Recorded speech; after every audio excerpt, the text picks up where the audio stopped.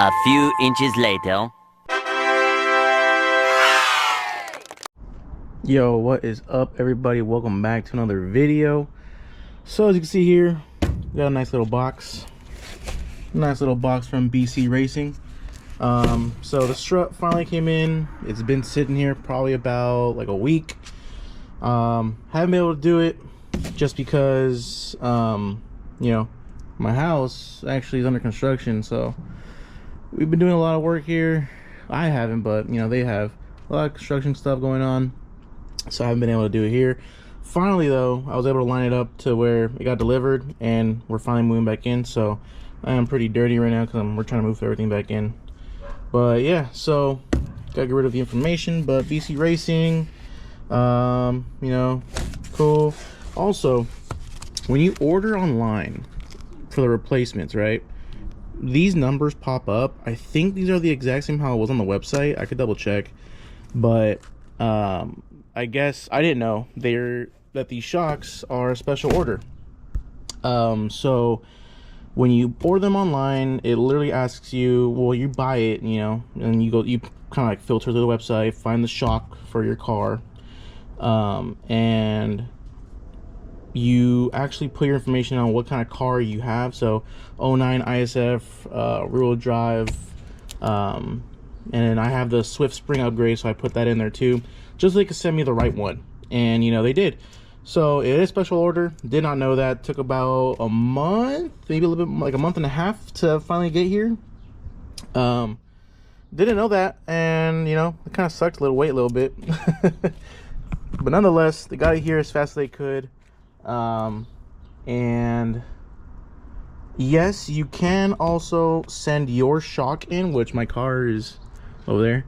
You can send your shock in by itself and they'll do it for you. It's a lot cheaper actually, is what I've heard.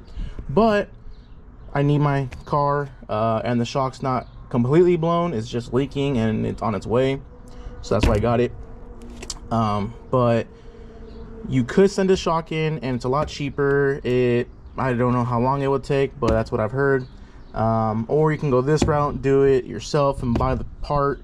So now we're gonna unbox it. But yeah, so I just wanted to mention that about the numbers there. So they just make sure that they send you the right one. Again, pretty dirty, you know, been moving in. But yeah, so cutting that open.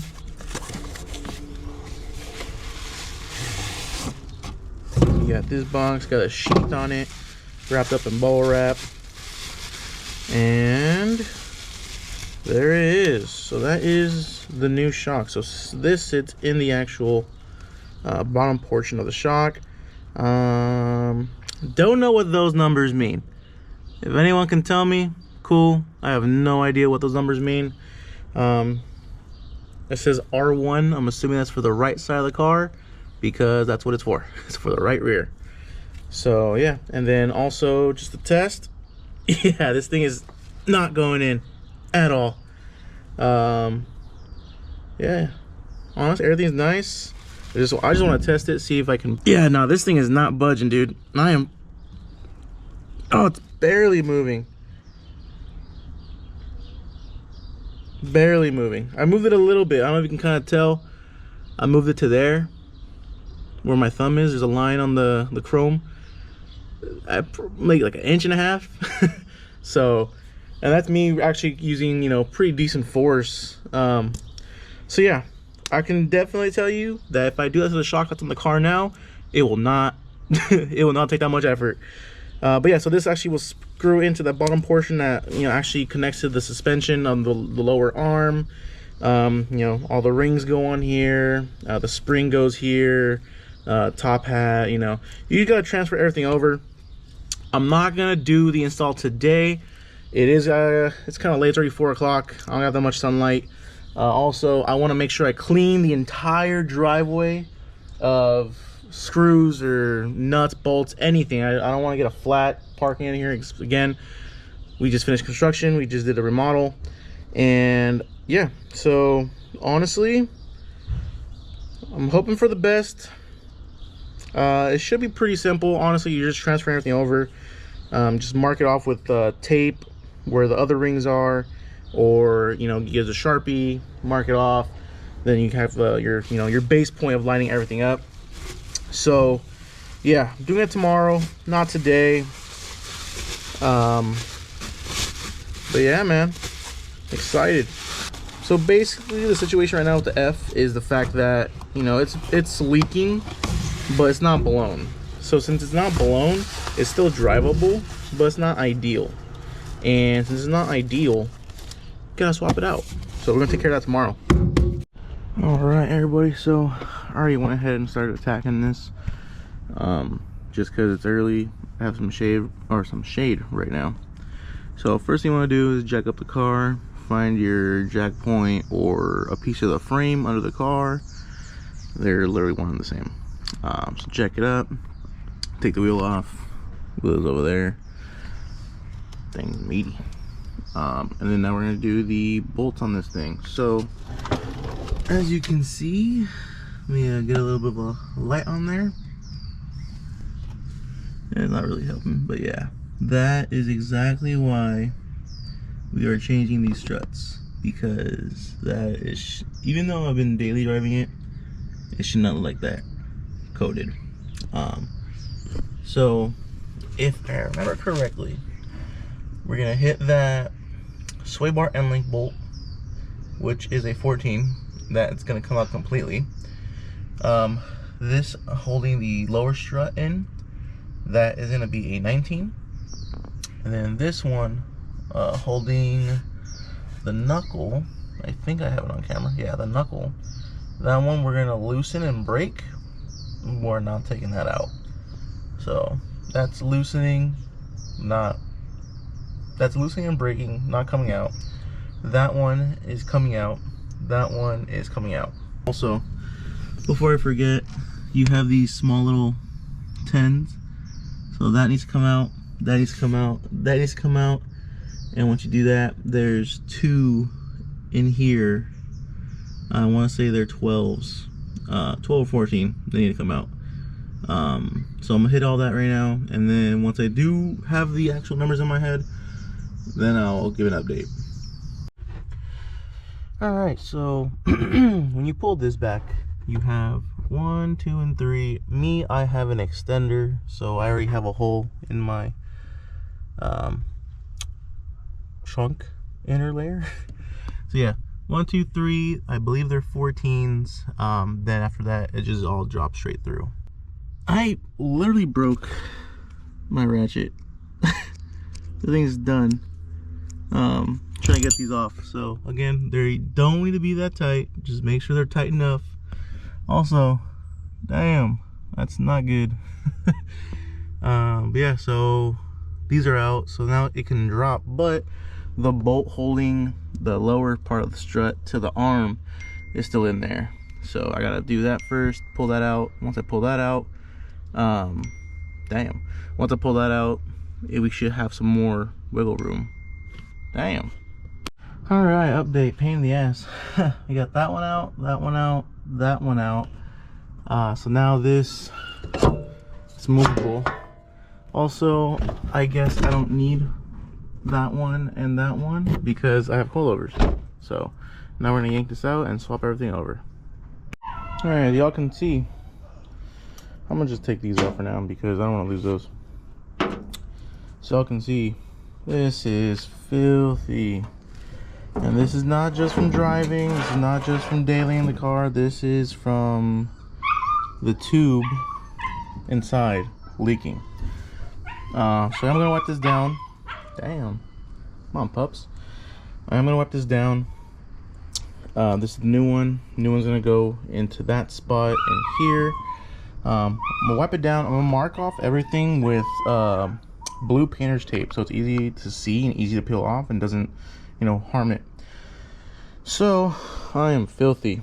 This took about 2 hours because, delays and nothing ever really goes as planned. So I'm gonna tape everything off. I'm gonna find the tape first, wipe this down, and then go from there. Finally, I have no shade, bro. It's super weird weather we're having. This is our guide that we follow. Mask it off. I literally put tape up until exactly where the lines need to be at. All right, it's a quick little battery change, but again, I'm more focusing on just the cleanliness of the inside of the rings. The outside is gonna get dirty regardless. So yeah, now we just gotta match everything up from this to this. Put this on bottom of this, reverse everything we just did, throw it back on. Let's do it. Awesome, camera still works. It just fell right now. This coilover's done. The bottom collar or the bottom tube support I didn't fully lock yet, just so that when I line up the front top hat of it inside the car, I have some wiggle room with the bottom half to line it up properly before tightening it down. And then that's really about it. Now we just put everything back together, the complete opposite of what we did the first time, using a jack to line up all the holes again. And yeah, that's gonna be it. All right, everybody, so we are done. We got the two 19s in, so the one for the actual lower collar or lower support of the coilover, one for the actual hub when it meets the lower arm. Those two 19s are in. Both nuts are tight on those. The sway bar end link, I think it's a 12, that one's in. Everything is in. The top ones are bolted down. The only thing left, honestly, is I'm going to change the dampening on these.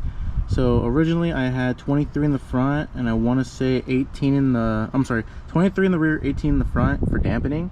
I'm gonna change it. I'm gonna do 28 in the rear, and I'm gonna do 23 in the front. Just a little stiffness, a little more stiffness. I think 27 might be too much, so I'll drive it for a couple days, see how it feels, and then I'll go from there. I'll adjust it. But other than that, guys, gotta drop it down on the ground, take off that jack. We're donezo. Alright, I think this is a good angle.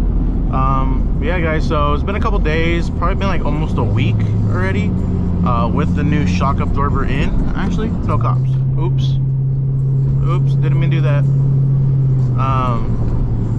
Yeah, I think that's better. Again, if it's crooked, my bad, you know. I actually want to get a case or something else to replace the feet on this GoPro, because it is a little, it's the GoPro Black, so they have the feet already built into it, and they're a little loose. I think they all just are like that, a little loose. So if it is sideways a little bit, you know, I'm sorry, it does sway a little bit when it's already, you know, mounted up. But yeah, so I've had the shock absorber on for probably about a week, and I've probably put over, easy over 200 miles on it, which I know that's not the break-in period. I'm pretty sure it's a lot more, but honestly, drives like a virgin. It's crazy. 9-day difference. I can definitely tell. I can definitely tell it's a lot stiffer too, because it is new compared to the other one. So I think on the coilover, when I took it off, it said 2021. So judging by that, I'm assuming that they've been on the car since 2021. So it's been 4 years going on 5. And you know, I have 4 or 5-year-old coilovers all around, except one now that's a couple weeks old. So you can definitely tell the stiffness is there a little more. I can tell on the right corner it's a little more stiff compared to the left corner, even though the dampening is set evenly, which I did change my mind on the dampening. I went 20 in the front and 25 in the rear. I think. Yeah, 20 in the front, 25 in the rear. It's a little stiffer. Honestly, I like it a lot more than what I had before. Yeah, I mean, honestly, drives like a champ, brand new. We're golden. So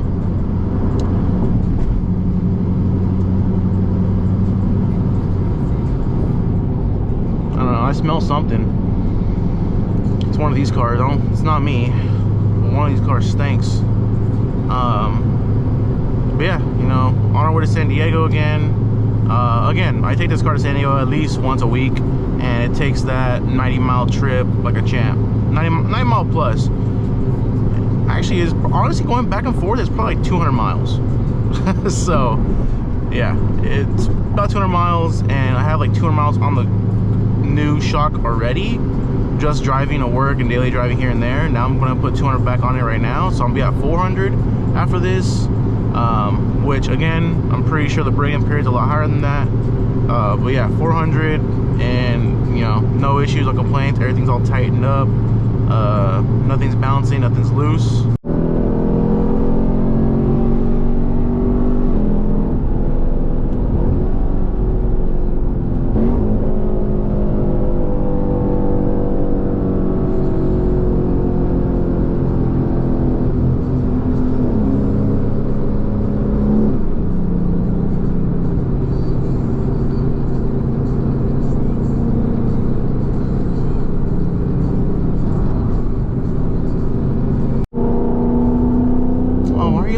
Come on now.